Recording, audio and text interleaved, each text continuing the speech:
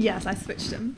Okay, are we comfy? So, am I introing You're interviewing me. Okay, go properly though this time. Oh, rude. Okay. Hi guys, and welcome to Start Somewhere.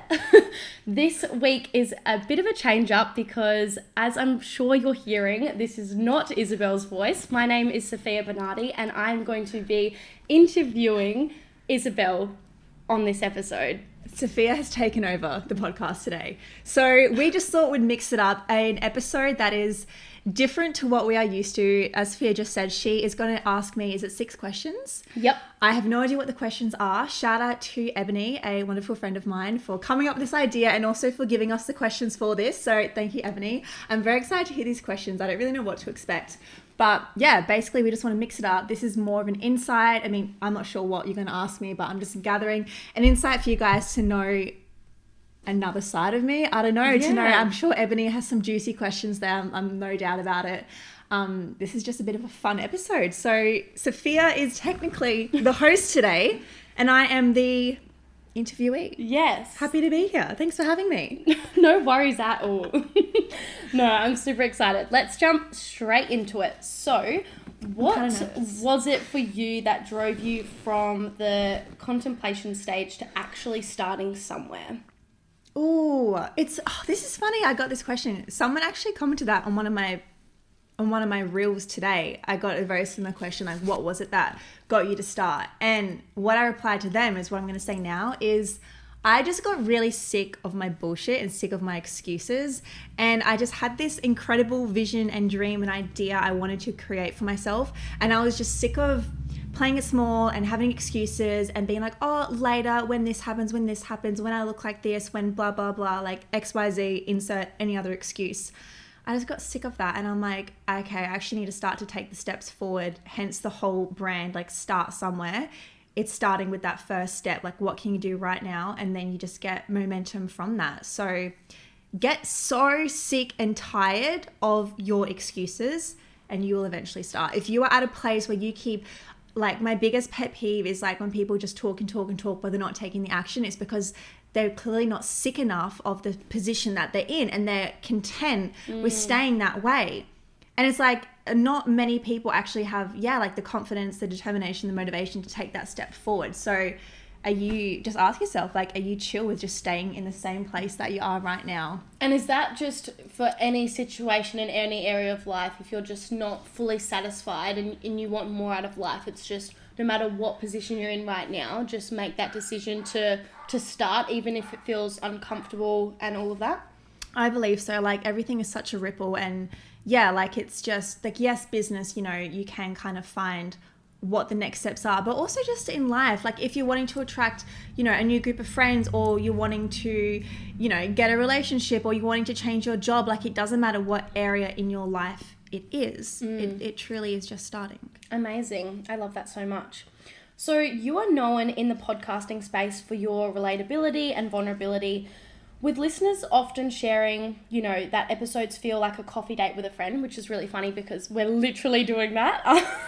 How have you been able to share so much of yourself, and do you ever regret being so open? I love this question. This is so interesting because I should have, not regrets, but I should be like, fuck, should I have said that? But I'm a very spiritual person. I feel very connected to my intuition, to my high self, XYZ. I know in my heart, like, I can't explain it, but I know that this is what I'm supposed to be doing.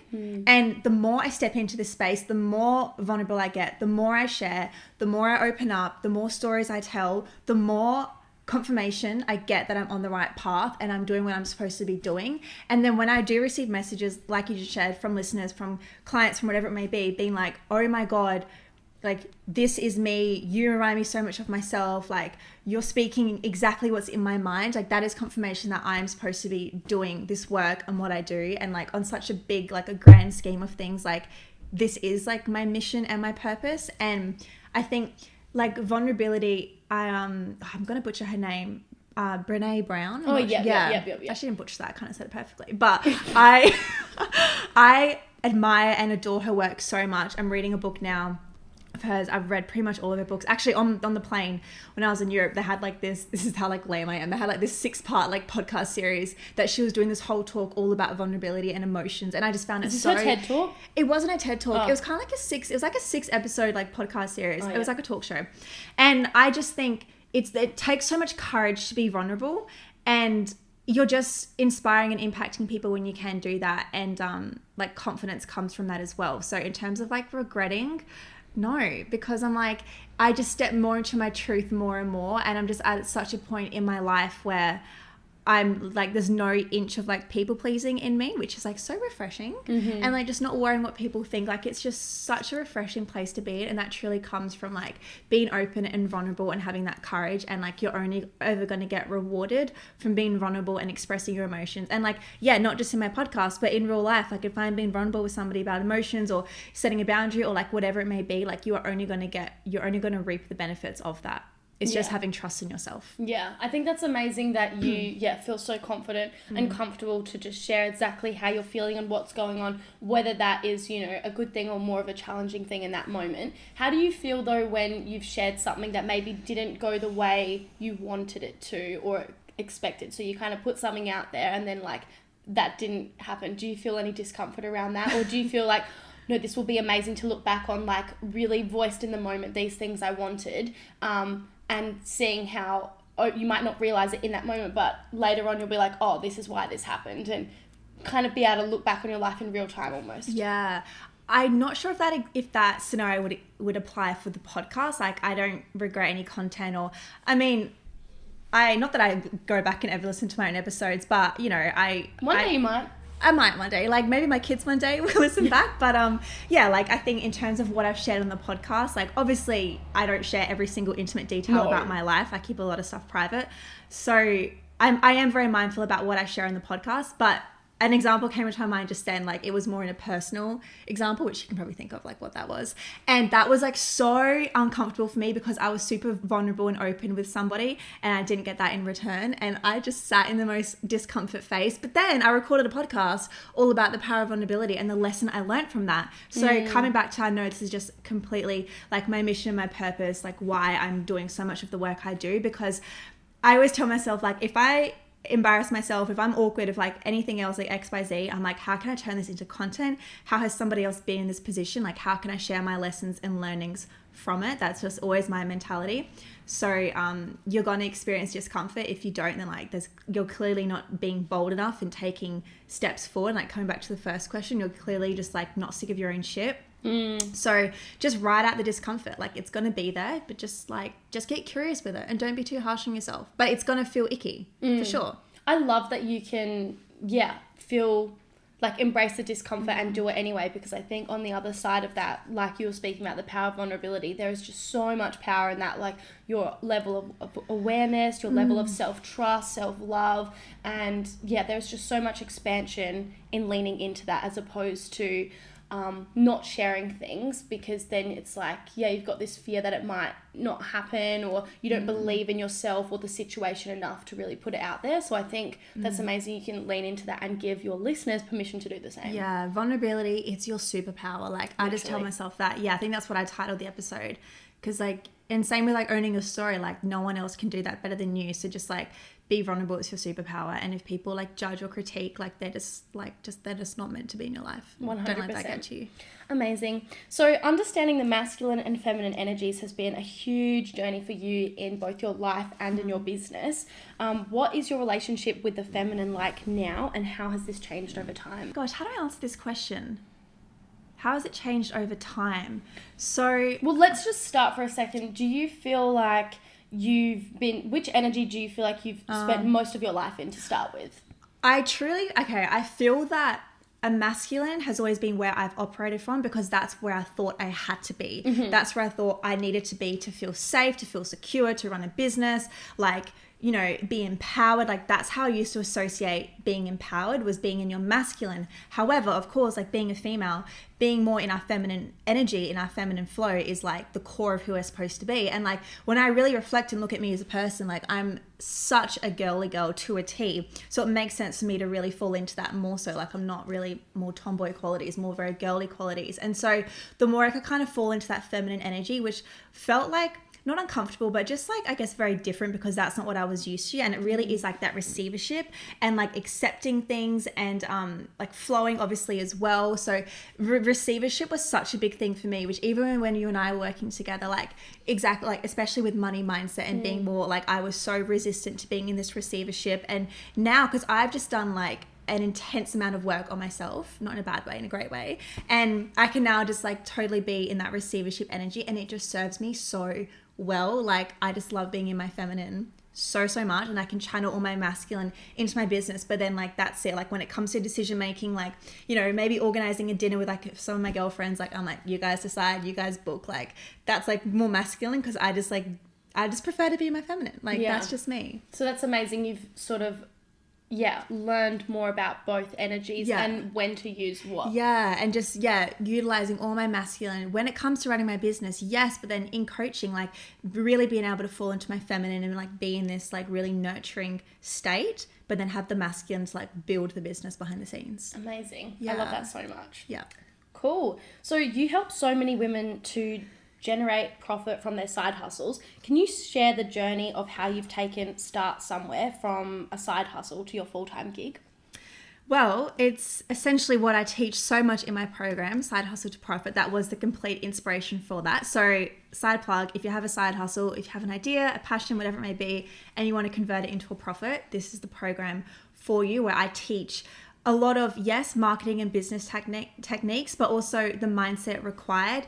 And it's funny as well, this question comes up. I was in a coaching call this morning, and, you know, she was saying she's in a somewhat similar position where she's wanting to turn more of what she's doing into a full-time business. And when I was reflecting on my journey, I started Start Somewhere in 2020. It's 2022 as we're recording this. Like, I wasn't seeing, you know, monetary value the second I started. Like it truly is, you know, essentially a waiting game. It's putting in the work behind the scenes. So in terms of, what was the question, like the process to get there? Yeah, like just, can you share like the journey of how you've taken Start Somewhere from a side hustle to your full-time gig? Like what was that process? It was exactly what the first question asked. Like, first of all, I had to get sick of my own shit, get out of my own way, take uncomfortable action. When I first found Newsphere, invested in your program, I did not have a full-time job at the time. I was like, did not have much of a full-time income, did not have much of an income at all. But I don't know, I'm a very like... You really took the leap. Yeah. Like, I just need to point that out there in case you don't say it, like,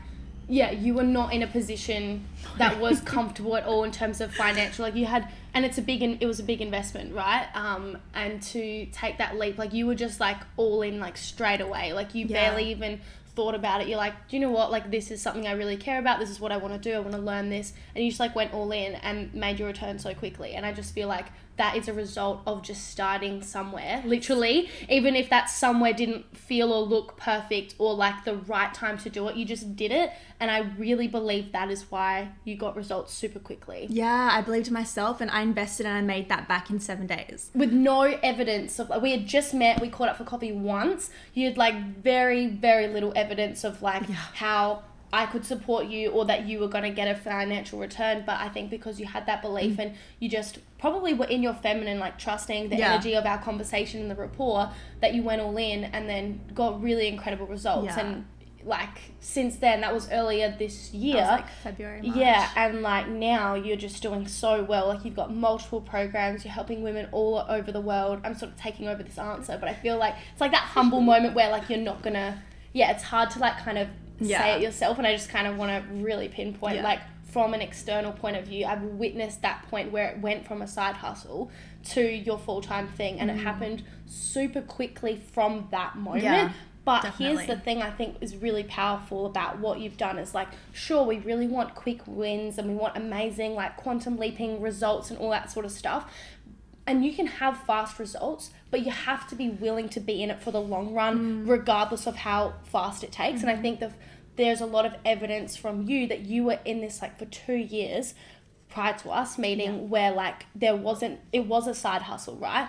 But you were okay with that because you were committed to the long run of like whatever that journey looks like. And then when you find the right support and approach, things can turn around. But because you weren't like, oh, I didn't get a result like straight away, I'm quitting. Like you were like, no, this is like my thing that I really want to do. That's what I've noticed. Yeah, I love that you answered that for me, because that's exactly what I probably wouldn't have said, but it's very much the truth. And it is the long-term thing. It's funny as well, like last night I was like laying in bed and I was just thinking about like business, as I do, lay in bed thinking about business, right?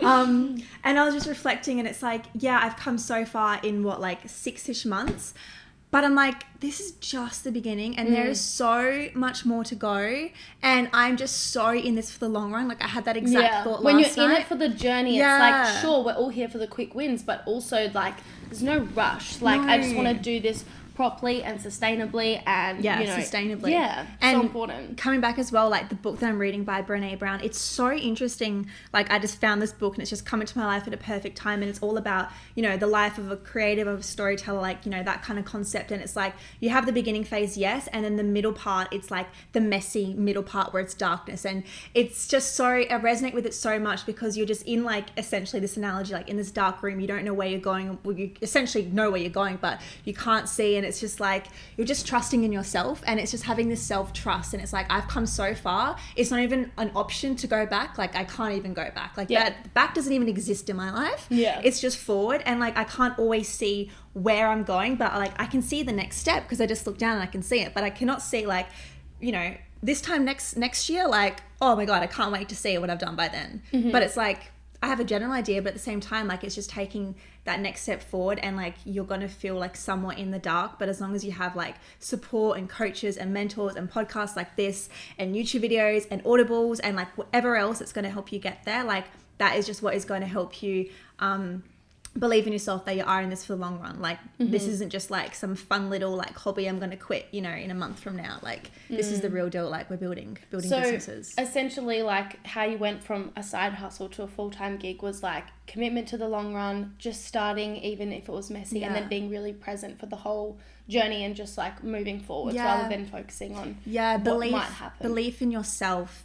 And a lot of fucking work on yourself. A lot of fucking shadow work. Yeah. Like tears, uncomfortable oh my God. moments. If I think about me at the start of the year, before I met yourself, like January, February, just not even the same person at all. Like just so I even feel like you're different. I feel like every month I've seen you evolve. Like seriously, like every month this year since I've known you. Yeah, actually I have. Because we've obviously been basically inseparable.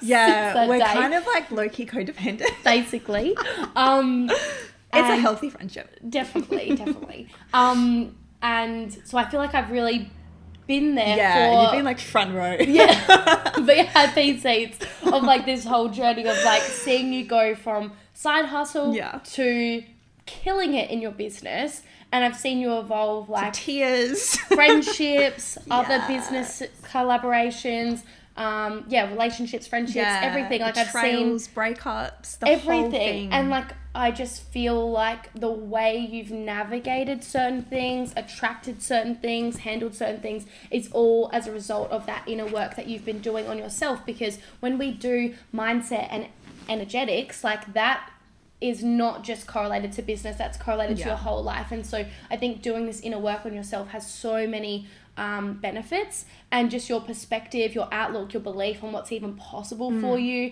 has shifted so much. And like you've gone from that side hustle mentality to like, I'm the CEO of this company, and like making bold leaps, like with just this deeper sense of trust and your awareness to like look at a positive perspective in challenging moments, I think has been really amazing to see unfold. Yeah, that's really cool. I think my resilience has like just skyrocketed so much, and especially now as we're recording this, like I've been away, and since coming back from Europe as well, I think just more clear in my boundaries, but just like standing in my truth even more. Like I didn't think I could stand in my truth more, but I am, and I've gotten to know a whole new side of myself, and I have really understood that. I literally, like, it's funny actually, when I had my full-time job, oh my God, like almost 2 years ago now, I'm very much a free-flowing, wild, you know, free-spirited, like manifesting, meditating person. But then the other half of me is very like, you know, get things done, like dun dun dun, like boundary standards, like, you know, very tough love. And then one of the guys I worked with, he's like, it's like you kind of have two personalities. And I laughed at that. I'm like, I guess so. But now, like, since, you know, coming back from my trip, I'm getting to show a different side of myself. And I'm like, I really do operate on this sense of balance. And I actually get quite a few people like message me of that, being like, you just do balance so well. Like, I can go out and have like a bunch of cocktails and wines and, you know, eat macas when I'm really drunk and like, you know, have a really fun drunken night. But then I can also like wake up early on a Sunday morning, go to the gym, have my greens powder every day, like always working out. You know, like I can definitely do both. And that's my message as well. Like, you can do both. You don't have to put yourself in a box. Yeah. I love that. I'm so attracted to like, people that can be it all instead of like this rigid thing where they have to be this one certain way. Exactly. So I think for me, like when I'm going to do a whole episode on my, you know, recap of my Europe adventure, but essentially like that was 3 weeks of like no work. And that was so important for me to do that because I just had so much fun and adventure and explore and travel. And like, that just shows like I have such like, that is just my fun side that is always a part of me. But then I can come back now and I'm just like full tunnel vision. Like I'm working so much because I'm loving it. So it's like, you can do both. Like you don't have to not do one. So I hope that kind of answers the question. It definitely does. I love that. All right. Investing in yourself is a topic that you share about often. How has your relationship with investing changed over the course of your business journey? To be honest, I've always valued investing in coaches. Like my first mentor was in 2020 before having my business. That was to start my podcast. And I think that was maybe like just over $1,000. So, you know, it was a decent-ish amount of money for me back then. And I don't know, I guess it was always within me. I always understood the power of coaches because even when I was at university, I was listening to like all these big US coaches podcasts. So I've always known about the coaching world. I've always been aware of how powerful investing is in yourself. So when I did it my first time in 2020 and I saw just such a big result, like more so internally and confidence and, you know, XYZ, it just made sense to me to keep doing that. And then the more I found other coaches and invested in them, the more I obviously found that this is exactly what I want to step into. And I worked through my limiting beliefs and then, you know, I made it happen. Here we are now. So it is just so powerful. That being said though, it's really exciting. You can like resonate for sure. Like I'm at a period where I finish up my mastermind with you and I am definitely going to invest in a coach probably at the start of next year, but I'm just in like the last quarter of 2022 and I've always been invested in a program or a coach or whatever it is. So I'm really excited to just let everything integration like, time. And because I just did a week-long retreat, like that is like, I feel like that was a whole coaching session, like a 3-month thing in 1 week. So I'm just seriously integrating everything. And I feel just so much momentum and like excitement in my business based on what I've gone through. But that being said, I've had a coach ever since like 2020. So if you want to get to the next level, invest in a coach. Like 100%. Learn from somebody who's in a position that you want to be in. And someone that you vibe with and someone that you resonate with, like just find someone that you can look up to essentially. And like I think as well, my biggest advice for people when they are investing in coaches, like take off your hat where I know this, like of course, like I'm a coach, so me investing in another coach, like take off my own coaching hat and be more in that receivership. So come back to that feminine energy. Like at Mindspo, like I did know a lot of the stuff they talked about, but Rochelle, she's like, there were quite a few coaches there and she's like, just take your coaching hat off and just be a student. And I'm so glad she said that to me because when she first started, I'm like, I kind of know this and this, like, you know, somewhat judging it. But then as soon as she said that, I'm like, you're right, like hats off, feet up, like I'm just sitting back and learning. And I feel if she didn't say that, I wouldn't have learnt as much as I did. Like absolutely powerful. It seriously is. I just got such a new perspective to concepts I already knew. And so I feel like that's why I'm quantum leaping so much now. Oh my God, I feel like I'm quantum leaping. Because I can see things from a different perspective. So be a student, be open, don't judge, and invest in coaches. Love that. Great. All right, final question. If you had to start somewhere again, knowing all that you know now, what would you do differently, if anything, I suppose? This is a classic Ebony question. What would I do differently? Okay. Oh my God. It's funny because I ask this question to people sometimes when they come on my podcast. She actually gave me this idea. So this is obviously coming from my perspective where I am a coach. So it would be to, number one, get really open and vulnerable with your money relationship, your money mindset, your money belief, and continue to nurture that. Even actually this morning, I was like journaling, and I'm like, I put so much energy into my health and my fitness and my business, but I'm like, I need to put more focus into my money mindset, my wealth journey, because like what you focus on is going to grow. So number one is like, just really immerse yourself, be curious. It's going to feel uncomfortable. Like you're probably not used to charging or setting your prices. Like you're so used to an employee just giving you a paycheck every fortnight. So really start to get open and vulnerable with that. And then secondly, like for coaches as well, or just any kind of service provider, like have a low ticket and a medium ticket and a high ticket offer. Like I wish I kind of did that at the very beginning, just because like, why not? I went straight in with the high ticket, which no regrets at all. But yeah, like now when I am teaching my clients, like we really start with getting a low ticket to really build that rapport, that audience, that community for them. It builds their self-belief in what they do. It builds testimonials. And now I'm at a point where I do finally have 3 programs. But yeah, I think just like, you know, be open like to trying new things. And also as well, like get out of your own way. Like with my program, so Side Hustle to Profit, I had the idea so fucking long ago, but I just didn't execute it because I'm like, who's gonna buy this? Like, who am I to do this? Like all this bullshit in my mind.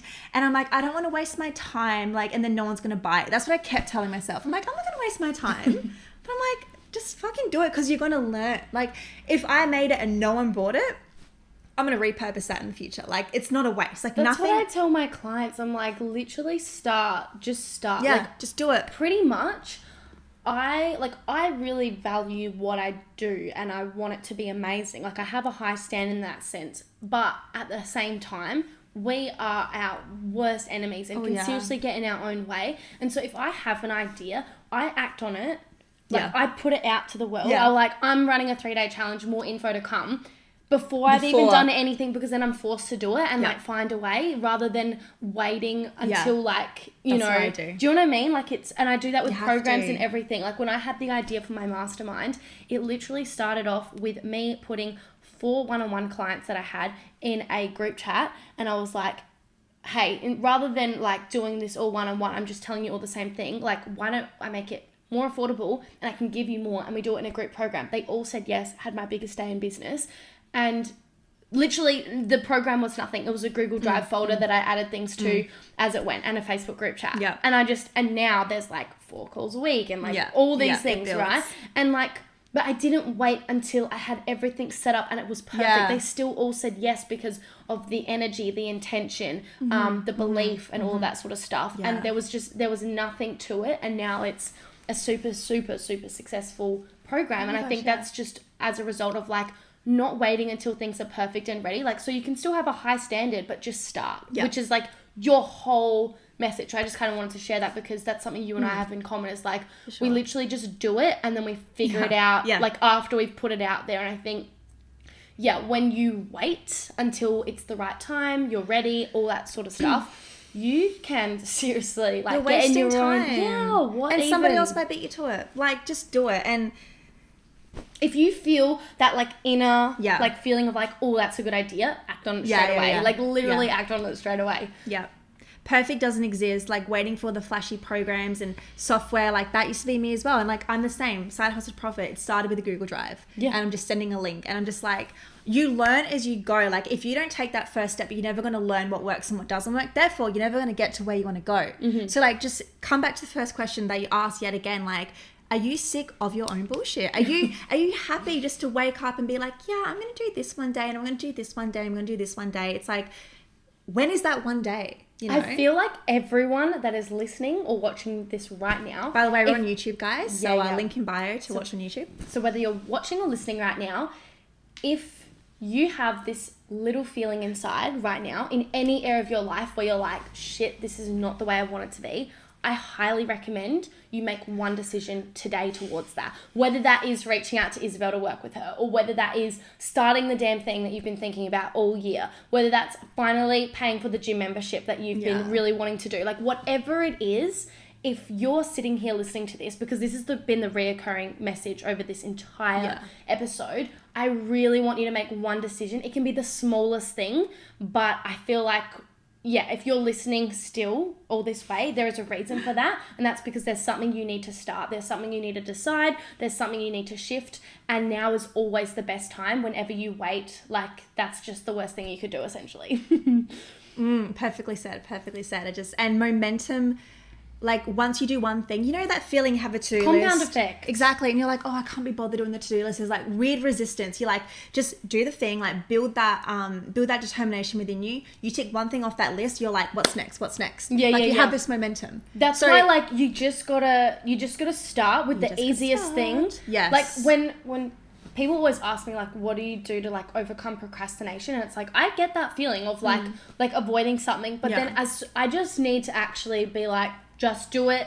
And I just need to start one thing. And that could be like opening a tab up on my computer or writing it down, and just do the smallest thing and then start with it just happens. The worst thing to do is like sit and wait until you feel like it's the right time, because it's not gonna come. It just builds up and makes it harder and harder. You know, like when you're like hiking, everyone says like, if you sit down, it's so much harder to get back up again. It's like the same thing, like you just gotta like kind of keep going. Like obviously listen to yourself, but push through. But like push through. You make it harder when you stop. You know, you just gotta keep going. You do. And like, it's okay to rest. Definitely rest. Of course, rest. Listen to yourself, don't be stupid. But like, I totally, and reflect, be like, what is stopping me? Like, where am I getting distracted? Is it because I'm trying to multitask and watch Netflix or a YouTube video while I'm working? Is it because my phone's next to me and I'm just addicted as hell to it and I can't stop looking away? Like, remove what is making you build, stop. test, iterate. Always. Like, don't wait for perfection. Like, I'm at a place where I'm playing this like really beautiful classical music in my background. Oh my God, love that. Yeah, because there's like this really cool like YouTube mix. Every day they have like a new one. Anyway, oh my God, that's kind of lame and obsessed with it. And then my phone, out of sight, out of mind. My phone is in my bedroom. If I can see my phone, I'm like, oh, what's on TikTok? What's on Instagram? Like, or I hear a vibrate, or I think I hear a vibrate. Like, does that happen to you? Look, so it's an issue, the phone. Yeah, honestly. reduce. Yeah, you're addicted as well. I mean, we're all addicted. But reduce what is procrastinating you, and you're going to start. It's going to feel so much easier. I love that. Well, thank you for letting me interview you. Thank you for choosing me to interview you. Thank you for hosting today. It's been really nice being on the podcast. I really enjoyed it. Good. I'm sure I'll be back. Get excited, guys. You can't get rid of me now. Thanks so much for listening, guys. We are going to be back with our regular episode. Sophia may make another appearance. Maybe I'll see if I want it back again. But I appreciate you guys listening. If you enjoyed as well, make sure you screenshot the podcast, share it to Instagram stories, tag myself. Sophia, what's your Instagram as well? They can tag Sophia. Yeah, Sophia Rose Bernardi. Come say hi. We actually have the same middle name. Isabel Rose. I forget that. Rose. Well, I forget that. How cute is that? Meant to be. I really think it's meant to be. Yeah, so tag my Instagram isn't Isabel Rose. Oh, we should get a bracelet that says Rose on it. That's really cringe. Okay. Thanks so much for listening, guys. Bye! Bye!